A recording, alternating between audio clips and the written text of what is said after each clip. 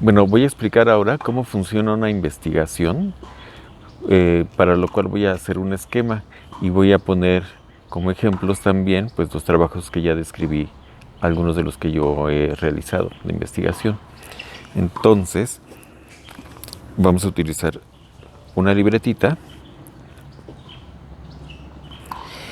y lo que voy a hacer aquí es un diagrama de Venn con dos círculos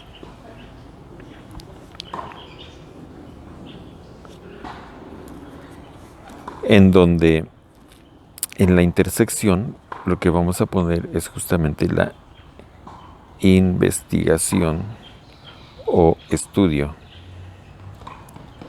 Muchas veces las investigaciones toman el carácter de estudio de caso.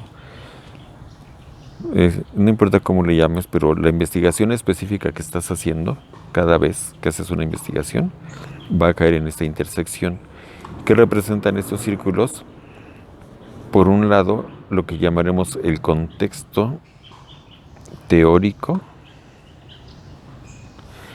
y el contexto sociopolítico, le vamos a llamar, ¿sí? El contexto teórico significa que cuando uno hace una investigación, al menos si uno quiere que tenga un mínimo carácter de investigación académica o científica, pues uno lo hace desde ciertas disciplinas que son lo que también se conoce como las ciencias.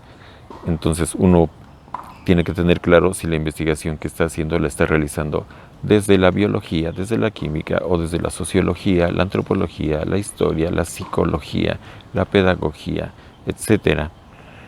Hay, en el caso de la investigación educativa, se suele adoptar enfoques pues interdisciplinarios o multidisciplinarios, porque la educación de por sí es una práctica y un objeto de estudio que se ve desde distintas disciplinas, pero muchas veces tiene preeminencia una y mucha gente no tiene claro desde qué disciplina lo está haciendo, por eso es un punto importante. Luego, dentro de las disciplinas están las teorías. Entonces, por ejemplo, tú puedes estar haciendo una investigación desde la psicología, pero en la psicología hay distintas teorías. Está, por ejemplo, la psicología cognitiva, el conductismo, el psicoanálisis, no sé, la psicología humanística, etcétera, etcétera, ¿no? También podría considerarse la psicopedagogía, etcétera. Entonces, uno tiene que tener claro desde qué teoría dentro de alguna disciplina estás trabajando. Y dentro de las teorías están los conceptos. Entonces, eso ya depende de la teoría que escojas. Esas teorías precisamente definen conceptos principales. Este círculo de la izquierda representa el contexto teórico desde donde tú estás planteando una investigación.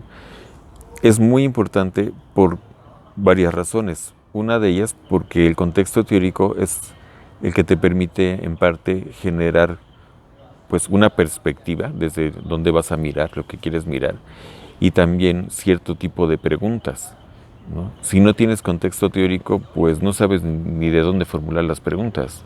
Y sí te puedes hacer preguntas, pero serían preguntas totalmente empíricas, que tampoco es que sean incorrectas absolutamente, pero muchas veces son preguntas ingenuas. Y eso lo he visto muchas veces en muchas investigaciones, incluso de estudiantes de posgrado o también de investigadores, pues que son más o menos principiantes y que se hacen preguntas muy ingenuas, en el sentido de que son preguntas que ya otros se hicieron antes, ¿sí? Hacer investigación sí requiere que tú investigues sobre las disciplinas, las teorías y los conceptos, porque lo característico del conocimiento académico o científico es que es un conocimiento que se basa en conocimientos previos, es decir, uno no inventa el hilo negro, ¿sí? Sino que uno se tiene que tomar el trabajo de saber qué es lo que ya se sabe sobre aquello que me interesa a mí. Y pues casi seguro que haya muchos trabajos ya hechos en tu propio país o en otros países, ¿sí?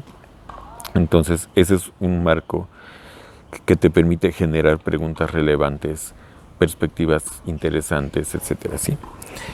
Bueno, y el otro círculo representa el contexto sociopolítico, que se refiere, pues se puede referir al contexto histórico, político. En el caso de la educación, pues puede referirse a políticas educativas, programas educativos, instituciones educativas, niveles educativos. Ajá. Y también pues se puede referir en sí a lo social, económico, a veces a lo socioeconómico. Y cualquier otro rasgo, vamos a decir, de la realidad que sea relevante para contextualizar tu estudio, ¿no? Desde este contexto, uno también construye ciertas problematizaciones, ¿sí?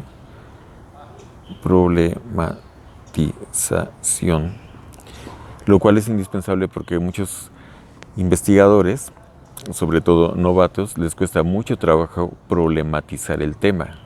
Mucha gente te puede decir, sí, ya tengo el tema. Por ejemplo, quiero investigar la formación de maestros o quiero investigar la enseñanza del español. Ajá, eso es un tema, pero no me estás diciendo cuál es el problema. Y en la investigación tú tienes que problematizar. ¿Por qué tienes que problematizar? No solo porque sea la gente problemática y quiera crearle conflictos al mundo, ¿no? Sino porque el conocimiento en sí, elaborado, el conocimiento más elaborado, académico, científico,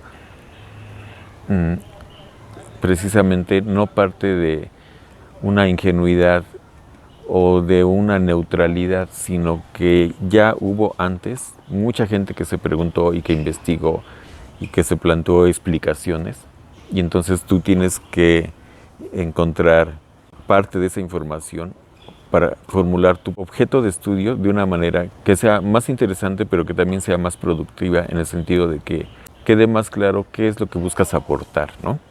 Ahora, regresando aquí al esquema, esto es importante porque ya que mencioné aquí la problematización, cuando lo vemos desde este lado, parte de la problematización tiene que ver con los actores sociales o educativos.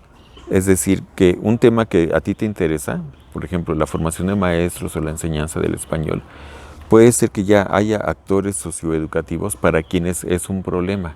Y entonces tú tienes que tomar como punto de referencia o marco de referencia eso, que ya es un problema para X o Y o Z sujetos o actores sociales, ¿sí? Pero también del lado de lo teórico se realiza una problematización.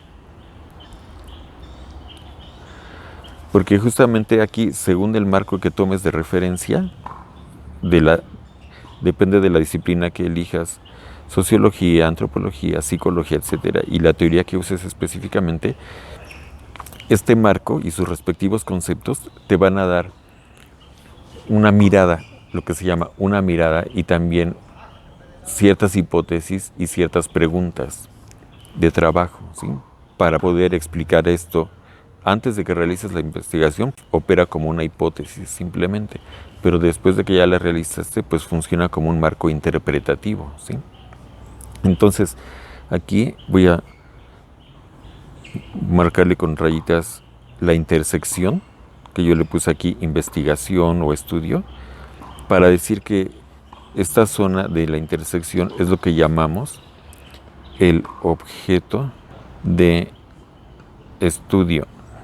Y puedo decir también, por experiencia de haber asesorado y leído a muchos investigadores, que sobre todo los que son pues más novatos, como lo son los estudiantes de licenciatura o maestría o doctorado que por primera vez están haciendo una investigación, les cuesta muchísimo trabajo definir y nombrar su objeto de estudio. Y esto es por varias razones, pero una de ellas es porque el objeto de estudio lo podemos dividir en dos lados, algo que podemos llamar el objeto empírico y el objeto teórico. Bueno, la mayoría de la gente lo que tiene un poco más claro es el objeto empírico. La mayoría de la gente te puede decir, Ah, sí, yo quiero hacer una investigación sobre la alfabetización en preescolar. ¿Sí? Y a lo mejor te puede decir, y quiero hacer mi investigación en escuelas preescolares de la zona de Iztapalapa o de Cuautitlán. Ajá. Eso lo que estás diciendo es el lugar, o sea, el sitio y los sujetos de la investigación. Por eso esto lo podemos llamar objeto empírico. Pero le estás poniendo la palabra alfabetización tal vez. Esta palabra alfabetización la tienes que problematizar desde un punto de vista teórico y definir qué cosa de la alfabetización específicamente buscas investigar. ¿Sí? Y entonces aquí es donde tú tienes que construir un objeto teórico. El objeto teórico es el concepto con el que ya nombras lo que estás investigando y que generalmente, si no es que en todos los casos, son conceptos teóricos. Entonces aquí voy a poner algunos ejemplos de los estudios que yo he realizado, de los que mencioné en el video anterior. Cuando investigué, por ejemplo, lo de consumo cultural y procesos de identificación de los adolescentes de Nesa, el objeto empírico era los adolescentes de Nesa, alumnos de secundaria de Ciudad Neza. Pero ¿qué es lo que estoy investigando? Sus procesos de identificación a partir del consumo cultural. Y esas dos palabras eran conceptos que yo rastreé ya, yo no los inventé, yo los saqué ya de literatura. Y al escribir el trabajo completo, escribí unos capítulos enteros donde expongo y analizo qué significa realmente identificación y qué significa consumo cultural y cómo se conectan. Y en esa parte es donde vienen las citas de autores, literatura relevante para esos temas, ¿sí? Pero entonces el objeto teórico de estudio pues era proceso de identificación y su relación con el consumo cultural.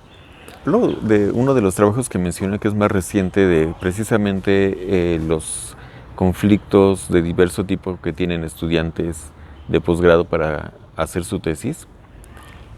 En el objeto empírico, pues eran estudiantes de posgrado que están haciendo su tesis, o sea, tesistas de algunas instituciones.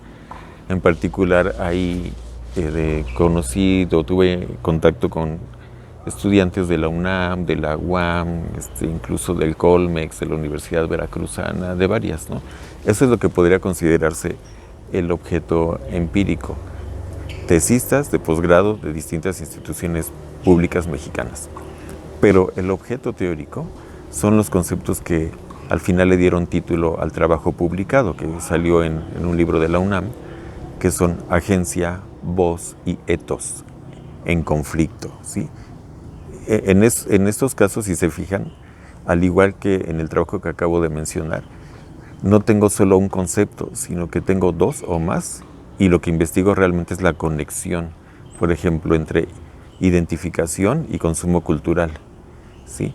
O en este caso, agencia, voz y etos. Cada uno de esos tres es un concepto que en el trabajo yo expongo su significado teórico, citando a los autores pues importantes para ello, pero realmente lo que investigo es el entrelazamiento entre esos tres aspectos, ¿sí? Bueno, entonces es de esa manera como se construye un objeto de estudio. Cuando tienes más o menos claro tu contexto sociopolítico, ¿sí? Y un contexto teórico, disciplinario, conceptual, en donde ya puedes nombrar realmente lo que estás estudiando. Entonces, en resumen, este esquema lo que busca mostrar es lo substancial en la realización de una investigación, desde que la planteas, desde que te haces una pregunta y decides voy a investigar tal cosa, y que se realiza a lo largo de todo el proceso de la investigación. Al final lo que haces es hacer el reporte escrito de la investigación y sus resultados. Ese reporte escrito tiene también pues toda una serie de requisitos y rasgos, que es lo que llamamos la escritura académica, que son importantes porque son convenciones en gran medida de la escritura académica, pero esa es la forma superficial, digamos, ¿no? Lo substancial es esto.